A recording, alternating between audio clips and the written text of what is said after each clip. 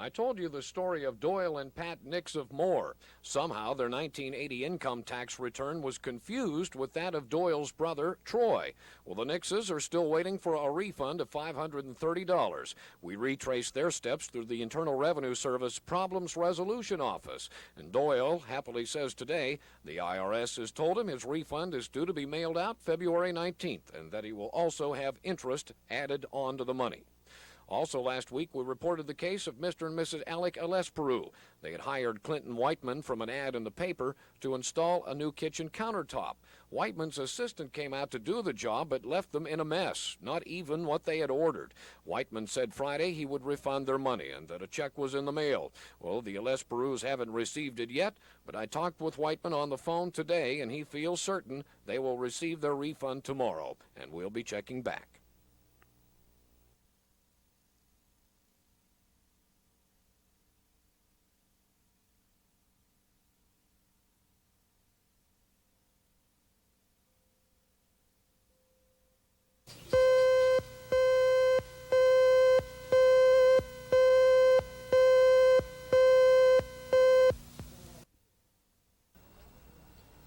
A viewer called from the Capitol Square apartments near Kelly and Northeast 23rd. A couple of renters were past being concerned and were now getting angry about water leaking in from their ceilings. The recent rains have already given Capitol Square apartments a drainage problem, but it's the inside leaks that Lorraine Collins is worried about. Just the noise is irritating. Ever since I've been here, every time it rains, it's been like this. And we always complain to the manager, and he just don't do anything about it. And this is what we get from the last rainfall. The carpets is all ruined and smelling. And I don't think there's no way me and my kids can live under the condition like this. He just raised the rent $20, and I don't think it's fair. Lorraine claims she's complained about leaks for 3 months with no response. She has a 3-year-old and a 9-year-old, and she's concerned about the children getting wet in the apartment during this cold weather. But she says it's worse in the apartment beneath her. That's where Tally Taylor lives with 4 children, ranging from 16 months to 13 years old. Tally was having plumbing problems today, but it's the ceiling leaks that really upset her. I came in the kitchen, water was leaking from here. Yeah. And, you know, I went in my kids' bedroom, and water was just pouring down on them from the light fixture. Down on the kids? Down on the kids. And, you know, I got them in the bed. And I got them up, and, you know, I stripped the beds, and I went to the closet to put it in the dirty clothes. Yeah. And it was just walking in water. That was all wet. Tally showed us the wet carpet in her dressing room, right beneath the leaks in the apartment above. I asked a maintenance man working in the bathroom about the roof repairs. Can you tell us anything about the roof problems or the leaking roof problems? Can you tell us anything about the leaking roof problems?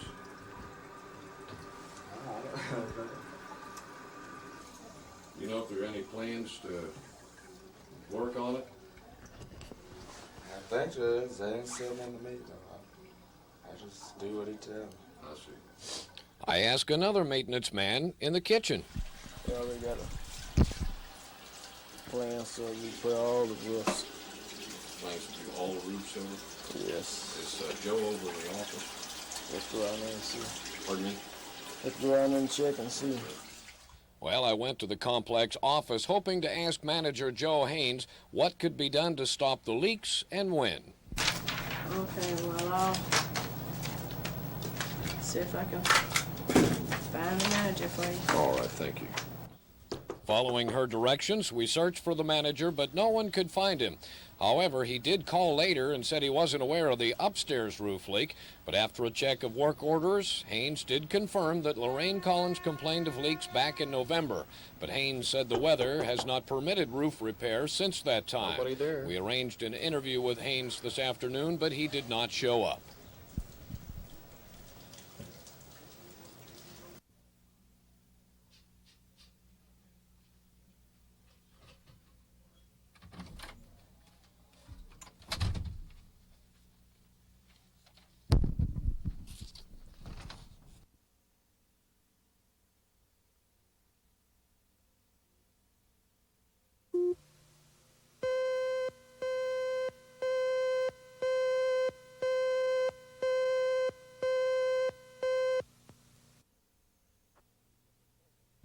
Perry Hibbert told me he saw the men of Alexander in his neighborhood, so he his foundation. Well, he said they removed his porch steps, dug a 4-foot hole, and then left. Came back periodically, but never finished. Finally, after 9 weeks of waiting, 9 weeks, I called over and I got the owner of the place. It really was a Mr. Alexander. And he said, well, I don't know anything about this. He said, I'm sorry. He said, we don't do business that way, Mr. Hibbert. I'll be over tomorrow with one of my men was down in Lawton, and we'll fix it tomorrow. So they came tomorrow. And after they were late, but they did get here, they looked at it, and they tried again, and then they both left. I wondered where'd they go. Then they came in a half hour after they had time to talk it over. Can't fix this. Mr. Hibbert's hard back the way they found it and send him back his $300 down payment. Perry had a contract with them, $300 down, $300 on completion. Well, he says he never received his $300 refund, nor did they come back, so he filled in the hole himself. I found the Alexander Foundation Company on North Air Depot and paid them a visit. I heard a different version of the story from a partner in the company, Ron, one of the men who worked on Hibbert's foundation. Sure he got tired of waiting to have it done when it kept raining, and we explained to the man there's concrete down there and there's water and mud below that concrete footing that we have poured. And we explained to him, we even showed him when we put, Mr. Hibbert, well, I want it jacked. Oh, my God in heaven, what are you going to do? Poured it again. You see, to jack up a hole lower than the foundation is the house's foundation. Then you put supports under it. Pour cement in the hole at Hibbert's house. If they had poured the cement in the hole the same day they dug it, there would have been no problem. But he said they waited several days, and of course then it rained, filling the hole with mud. Well, to check the normal procedures for this, I asked 2 foundation companies, which I picked at random from the yellow pages. Both said when you dig the hole, you should be ready to pour the cement. Dispute? I'll put it in writing, I'll sign it, I'll do anything, As soon as it dries up, we'll get out there and take care of it. And then if the man still isn't satisfied, then we'll refund his money in cash. You put that in writing? I'll put it in writing. Fair enough. Let's do it. So we wrote out an agreement to that effect. Alexander signed it, Hibbert, to see if he would agree to give them another chance to finish it. Okay, if he says he can fix it, he can fix it.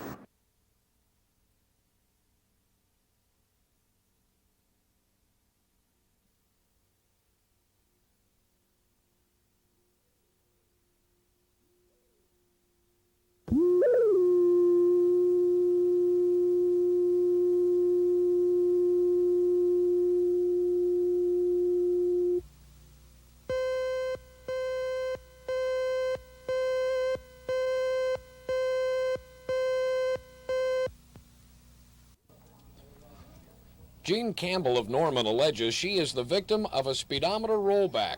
She purchased a 1974 Maverick last September because her transportation problems were mounting with 2 teenagers and a husband, now deceased, who was in the hospital. Today, she's having troubles with that car. We had an oil change. We changed the oil shortly after we got the car, so I wrote down what was on the odometer at that time. Said 27,000, and then you came to find out. There were additional 50,000 miles on the car. And how did you find that out? By contacting the service station where we had the sticker changed over, and also contacting the Highway Patrol. And they can tell you how many miles that car had on it at the last sticker. So how many miles was that? 77,000 right, miles? Correct, at the last sticker, and that would have been December of '80. Well, Jean would like her money back. But first, I decided to find where the car came from and who might have rolled back the speedometer.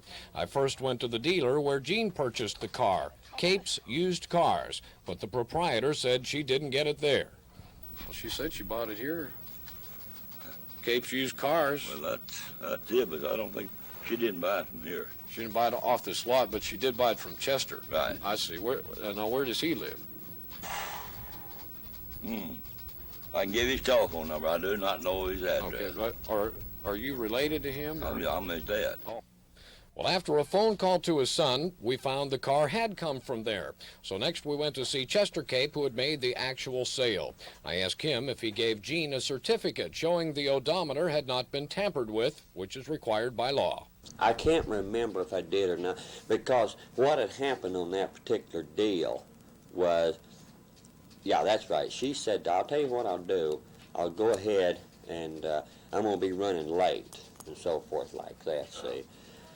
She says, is it all right then if I, it'll be after you close up out there. And she said, if it's all right, I'll just swing by and pick the car up and give the car to the boy tonight. About like that. And I just told her, okay. Yeah. And that's what happened. Okay, so how will you go about getting the mileage certificate? I'm having one mailed here today. Oh, is that right? You okay. bet. And where does that come from? Jackie Cooper's. From Jackie. Chester said if the speedometer was turned back 50,000 miles, he did not do it and did not feel responsible for returning Gene's money. Chester had purchased the car from Jackie Cooper Olds in Yukon. Well, I checked there and found their record showed the mileage at approximately 27,000 miles when two men from Prague, Oklahoma traded the Maverick in for a new car there. I was unable to contact those two men. Well, what does Gene or any consumer do if they suspect the mileage has been turned back in a car they purchased? I asked Joe Wall of the Department of Public Safety Vehicle Inspection Division how to find out. Well, if we have the present sticker number that's on their car at this time, we can generally, as a rule, run this back for 2 or 3 years to see the mileage at the time the vehicle was inspected in previous years. After the vehicle inspection office shows that your car's mileage may have been turned back from its last inspection, then you turn to federal officials since there are no state laws regarding this subject. In your corner, ask the U.S. Attorney's Office what to do.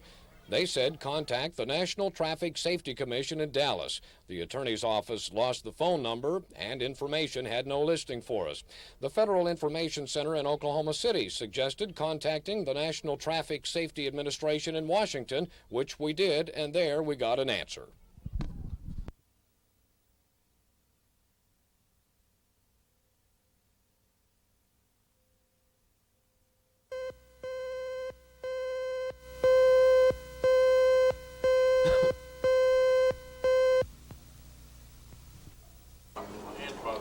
Billy Reed says his major problem, now that his leg has been amputated, is shopping. He normally takes a taxi to the market, and he can get around fine with his crutches, but the problem is pushing the cart and carrying the groceries.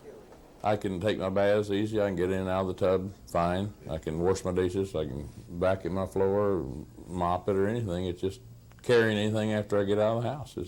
That's it. Well, I took Billy shopping today and saw firsthand the difficulties he faces. Billy showed me how he deals with the shopping cart. He just gives it a shove to keep it ahead of him. It's a little awkward, but it works. Billy says the taxi drivers have been very kind to him, helping him carry groceries and his laundry in and out, but he hates to ask them all the time.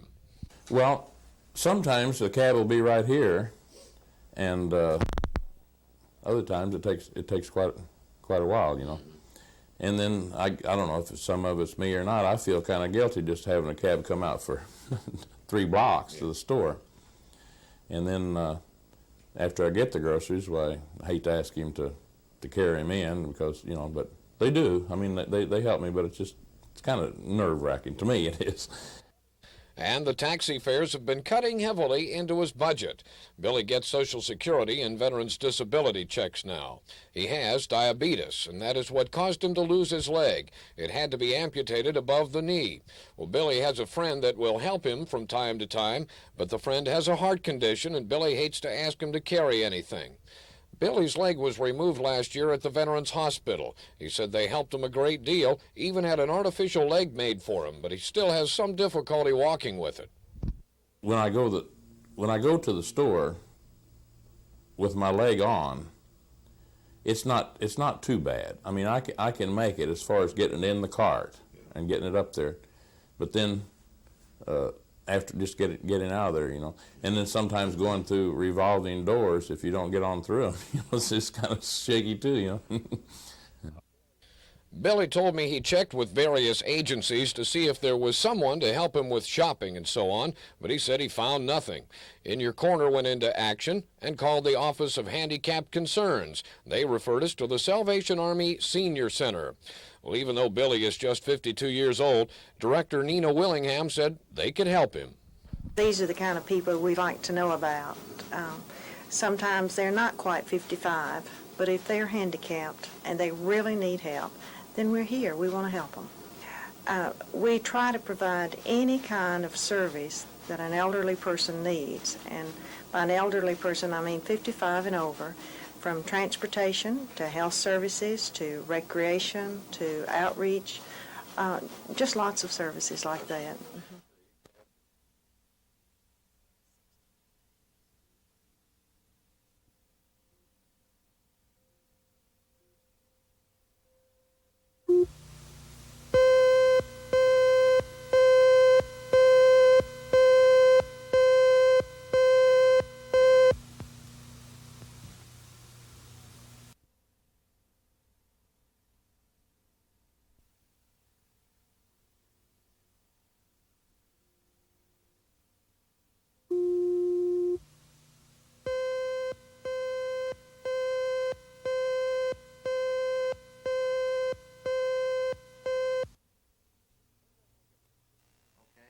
Linda Hageman is mad. Well, at least she's angry. Her husband brought her a polo shirt for a gift, so it has sentimental value.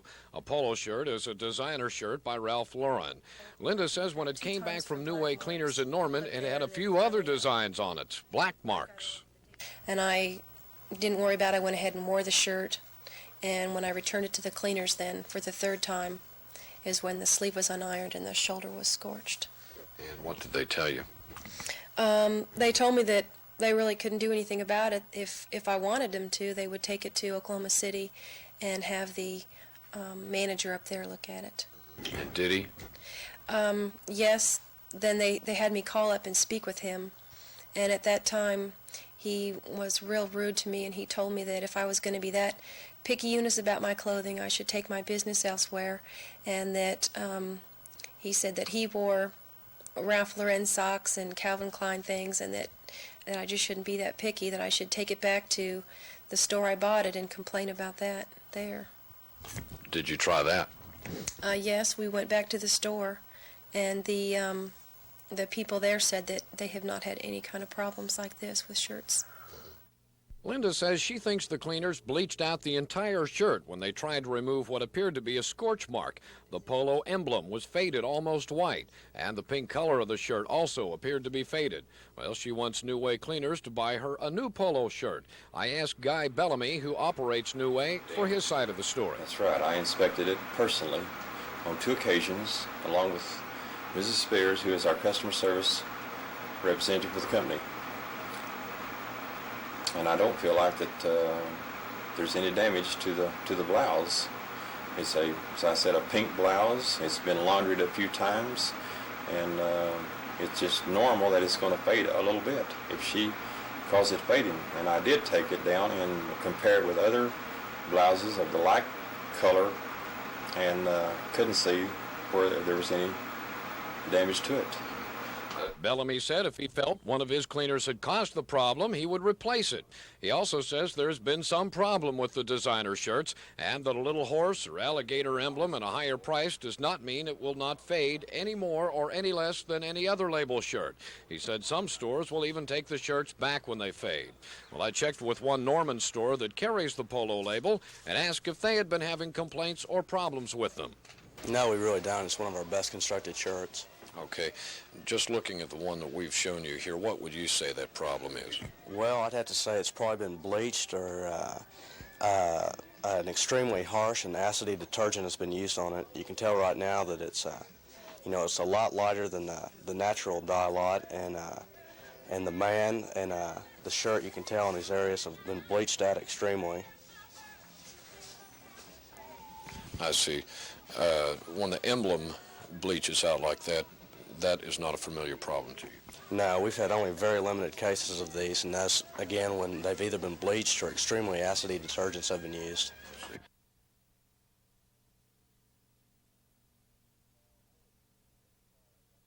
Well, this is probably our best constructed shirt, and we've had very limited cases where defects. This has been probably the best made shirt on the market right now for us. I see.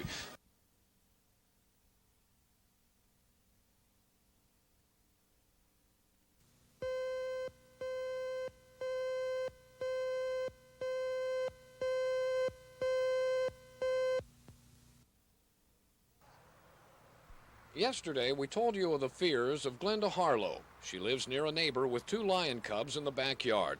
Glenda didn't like the idea that her 2 young children might be exposed to danger when they're outside playing or going to school. We took Glenda and her 3-year-old Ernest to see the lion cubs and meet their owners, Rick Haney and Chet Simonetti. Rick and Chet took us in to see how friendly and tame the cubs were and to see that there is an electric wire inside the fence that helps keep the cubs in the yard. There will soon be another electric wire around the top. Rick and Chet say the lions do not eat raw meat, so would not be flesh eaters. They also say the cubs do not have the killer instinct. Well, there are other views about that, and one of them comes from Debbie Dennis, the chairman of SPEAK, Special People for Exotic Animals Club. The animals will not go near that wire. They apparently have learned, and they stay back from that. So wouldn't that make it a secure situation to keep them in? I would think under normal circumstances, except when situations prevail that would cause that animal to react in such a way when he would go across, meaning that a loud thunder noise, firecrackers. There are a lot of situations, I think, that could cause that animal to come in a fury reaction across that top line. And I think then, of course, we have not only a shocked, because of the hot wire, animal, we also have a cat loose on the street and a menace to the public. I asked Debbie about Rick and Chet's comments that the lions are not fed raw meat and do not have the killer instinct, therefore would not be flesh eaters. They have fallen unto some old wives' tales about feeding, and they have not sought out information about the proper diet and care of the animals. And I think that is what has happened here in this situation. Thus, they have heard that blood or the taste of blood would cause a reaction to revert to the wild or something to that effect. And so they've, out of their own personal logic, have thought it wise to boil meat. But that's not true? That is quite to the contrary. A basic diet of these animals worldwide by recognized handlers, again, zoos, circuses, all people feed raw red meat, poultry meat, calcium, protein diet, supplement, vitamins, iron, that sort of thing, all necessary to allow the animal to reach its potential. Debbie is the owner of a spotted leopard, which is a pet. She is also the owner of a wolf, which was to arrive today. She says when the owner of an exotic animal makes a mistake with them or is careless, it reflects badly on all exotic pet owners, so she's concerned with the 2 lion cubs on Southeast 22nd Street. However, she says problems don't just occur to private owners. A man was scratched recently at the Oklahoma City Zoo because he stuck his hand inside the fence of a leopard. She says the city council is working on ordinances to prohibit exotic animals as pets in the city, which she opposes, but she is concerned with the proper handling of exotic animals. She is trained as a watch. Right. Watch cat, watch dog.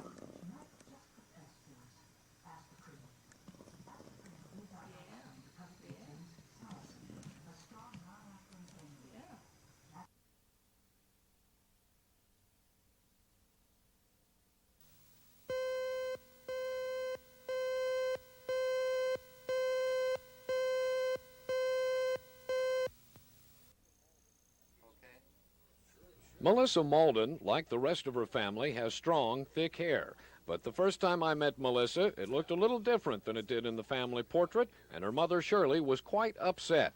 They had been going to the Hollywood Beauty College in Norman to have their hair cut, but the last time, Melissa decided to have a curly top permanent. It was done by a beauty student under the supervision of an instructor. Melissa and her mother thought the student should have failed that assignment. It's broke off on the sides, in the front, right in here, on this side, in back, and down in here there's little parts broke off. I want my money back, and I feel like they ought to do something about her hair. I don't want them touching her hair, but I feel like they ought to pay for the damages. Mrs. Malden had a feeling nothing could be done now. She had signed a release paper. She didn't read it, just signed it. But she suspected it released the beauty college of any responsibility for damage from permanents. I suggested she call the beauty college and explain the problem to see if they would correct the problem on their own. Okay, I called them then, and they kind of laughed it off like I was making it up. But I told them I was telling the truth, that you would contact them. And they asked me to bring her in again then. They brought in another beautician from another shop in Norman, and he looked at her hair and said that the reason it had broke off was the pressure from the curlers in her hair and the 2 applications of lotion in 1 day's time. And her hair is resistant, and when it's resistant, you can't do that. Did they warn you that that might be a possibility at the time they were doing it? No, they did not. And I didn't have any idea that her hair would do this because she's had permanents before. I talked with an instructor at the Hollywood Beauty College, Wanda Stark. She explained the release Mrs. Malden signed was in case of a physical reaction to the chemicals used in the permanent, not a release of responsibility in case of a bad permanent. She said they like to follow up on work done at their beauty college, and if a customer has problems, they just need to come back and tell them.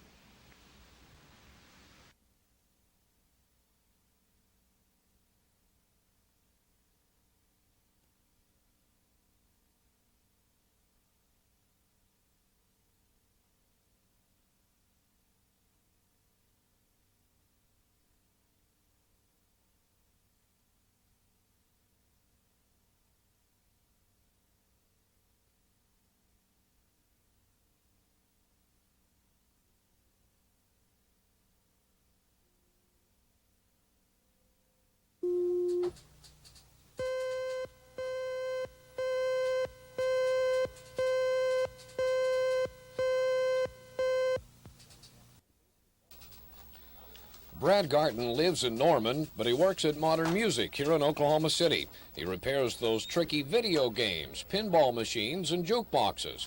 Ironically, his problem is a repair problem, but one that he can't do himself, one that's been causing him a great inconvenience since Labor Day when he took his Volkswagen Rabbit in for repairs at the off-campus foreign car shop in Norman.